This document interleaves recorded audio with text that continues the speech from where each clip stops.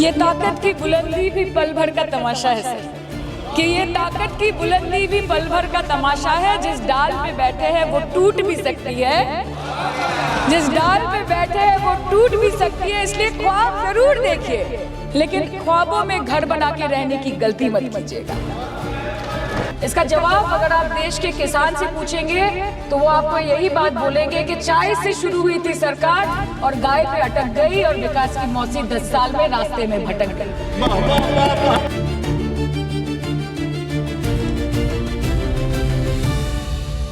ये सायोनी घोष है, वही सायोनी घोष जो कभी संसद में टीएमसी यानी ममता बनर्जी की पार्टी की तरफ से मोदी सरकार पर ताबड़तोड़ हमले बोला करती थी। सायोनी के भाषण सुन टीएमसी के बाकी सांसद वाह वाह किया करते थे।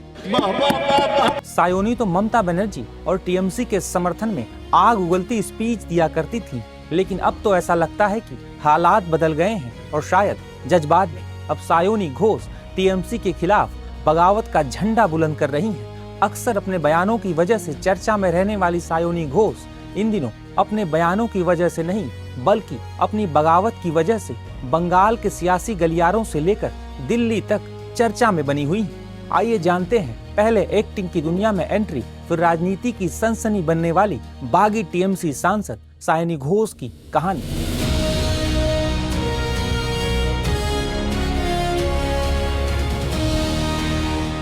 सायोनी घोष का जन्म 27 जनवरी 1993 को कोलकाता में हुआ था। बचपन से ही उनकी एक्टिंग और सांस्कृतिक गतिविधियों में रुचि थी। अपनी पढ़ाई पूरी करने के बाद उन्होंने बंगाली टेलीविजन और फिल्म उद्योग में कदम रखा और कम समय में ही लोकप्रियता हासिल कर ली।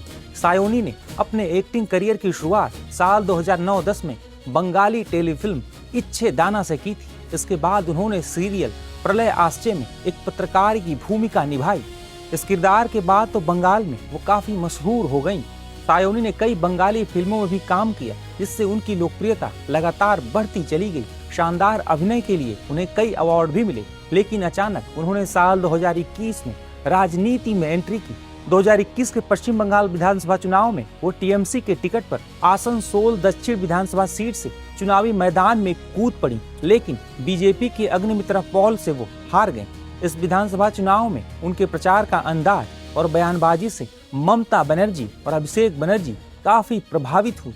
इसी वजह से उन्हें साल 2024 में बंगाल की जादवपुर सीट से लोकसभा चुनाव में उतारा गया। सायोनी को 7 लाख से अधिक वोट मिले और उन्होंने बीजेपी प्रत्याशी अनिर्बान गांगुली को मात दे दी। इसके बाद जब वो संसद पहुंची तो मोदी सरकार पर ताबड़तोड़ हमले बोलने लगी। उनके कई बयान सुर्खियां बनते थे। बंगाल से जुड़े मुद्दे वो संसद में जोर शोर से उठाती थी। जब सायोनी घोष बोलती तो टीएमसी के वरिष्ठ सांसद भी उनके कसीदे गढ़ते। इन बयानों की वजह से ही वो ममता बनर्जी और अभिषेक बनर्जी के करीबी नेताओं में शुमार हो गई। वो पहले से ही टीएमसी यूथ विंग की अध्यक्ष थी।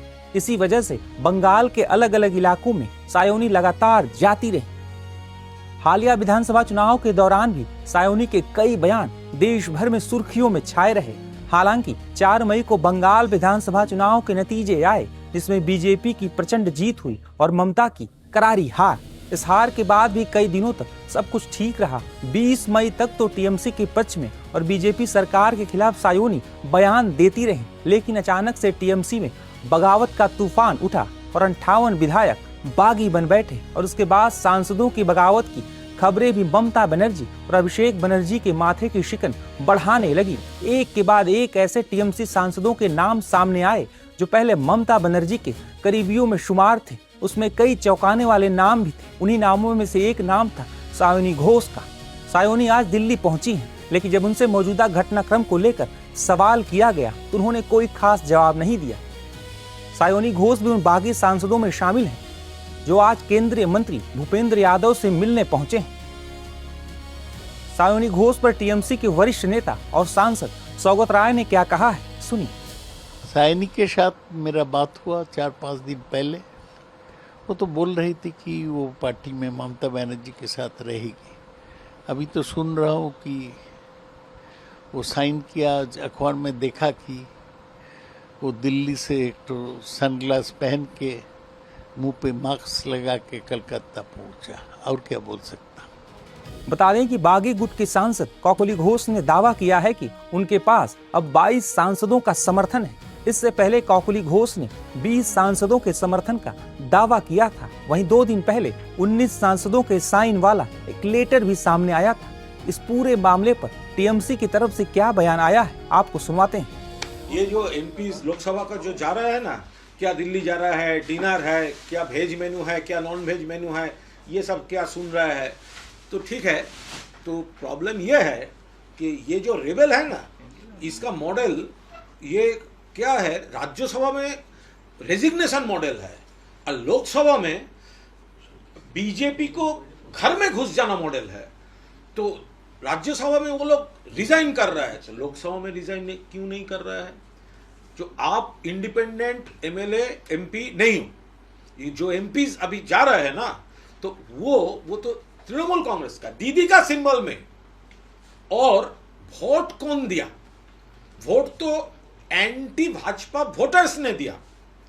जो लोग भाजपा के खिलाफ वोट दिया वो लोग ममता दीदी को ये एंटी भाजपा फोर्स समझ के आपको वोट दिया, ममता दीदी का उम्मीदवार। तो आप दिल्ली गए हो, आप एमपी बन गए हो एंटी भाजपा वोटर्स को वोट लेकर, और जा रहा हो भाजपा का दोस्त बनकर। ये सिर्फ ममता दीदी और तृणमूल के साथ नहीं, हर एक वोटर के साथ गद्दारी है। आप रिजाइन कीजिए, फिर जाइए एनडीए में, जाइए भाजपा में, जाइए जो मन चाहे जाइए, लेकिन आप इलेक्टेड हुए हो सिर्फ एंटी भाजपा वोट लेकर, ममता दीदी को सपोर्ट में वोट लेकर, और जा रहे हो भाजपा का दोस्त बनकर।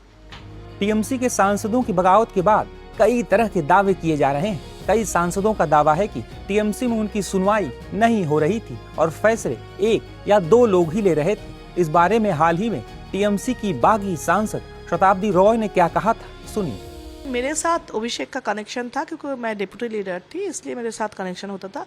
मैं ये नहीं बोलूँगी अभिषेक के साथ बात नहीं हो पाते थे, ये नहीं है, बात हो सकते थे, लेकिन ये भी सच है सबका नहीं हो पाते थे।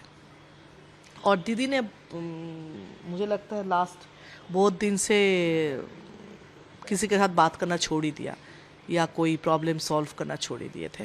अगर दीदी की बात की जाए तो आपकी उनकी आखिरी बात कब हुई थी कि बहुत अच्छे से आपने डेवलपमेंट वर्क, अपने कंस्टिट्यूंसी, अपने असेंबली के बारे में, सबके बारे में बात किया है? देखो, ऐसे कॉन्स्टिट्यूंसी के बातें करने से सब में ना होता था, जो ये करना है, नहीं अभी नहीं, ऐसा होता था। तो इसलिए इतना कुछ हुआ नहीं। इलेक्शन से पहले मुझे मेरा वहाँ पे मेडिकल कॉलेज करना था।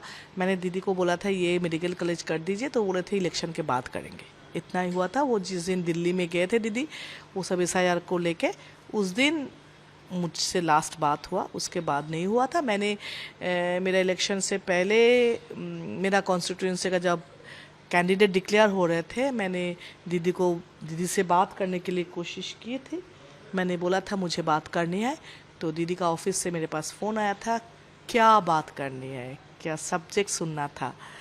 तो मुझे वो लगा जो अगर ऑफिसर को मुझे सब्जेक्ट बता के दीदी से मिलना है, पर्सनली भी और पॉलिटिकली भी, 4 टर्म के MP अगर वो अपना एरिया का कोई बात करना चाहते तो ऑफिसर को नहीं बोलना है क्या बात करेंगे। अगर मेरे साथ उनके जितना रिश्ता है उसमें अगर मैं मेरा पर्सनल बात भी करने जाऊँ, मेरे ऑफिसर से बोल के ये सब्जेक्ट अप्रूव करके ले आओ, उसमें मैं राज़ी नहीं थी, अभी भी नहीं हूँ। मैडम आ रही है, मैडम आ रही है, मैडम आ रही है, अरे मैडम आ रही है, अरे बाबा मैडम आ रही है।